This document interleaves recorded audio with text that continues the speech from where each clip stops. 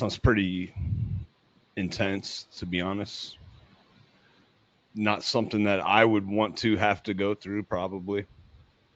Yeah, it's a little bit like nerve-wracking, but Yeah. I'm willing to endure it to try to restore what I can. Of course, it's never going to be the same had I just been left alone, but um, yeah.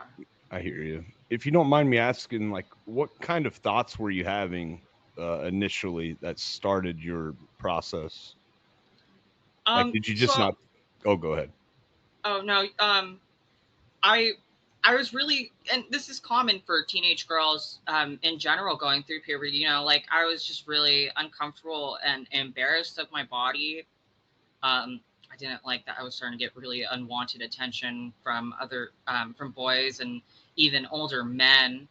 I really just wanted to hide and conceal everything.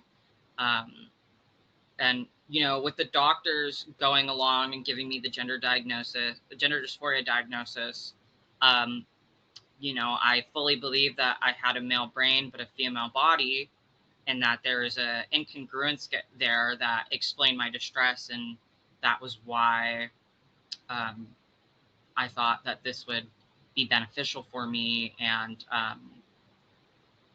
ultimately benefit me in the long term, which it did not. Right on.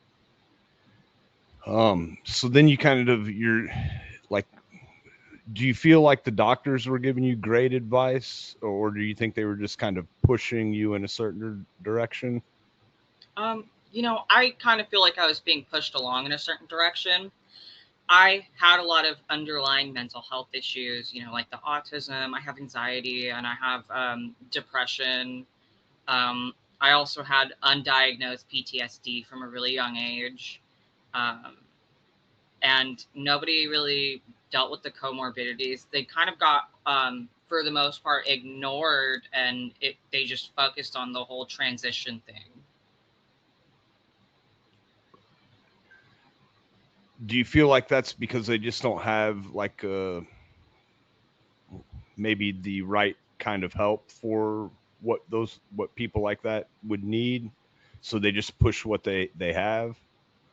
Yeah, like I'm not really sure um, what the answer would be Yeah. entirely, besides to have a lot more quality therapy, more exploratory, um,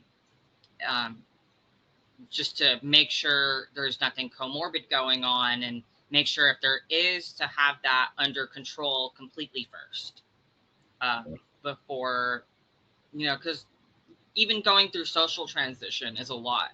Um, it can affect and strain relationships in certain ways, and how the world treats you moving forward. It it makes things a lot different, and especially for a child can be really difficult to navigate and cope with.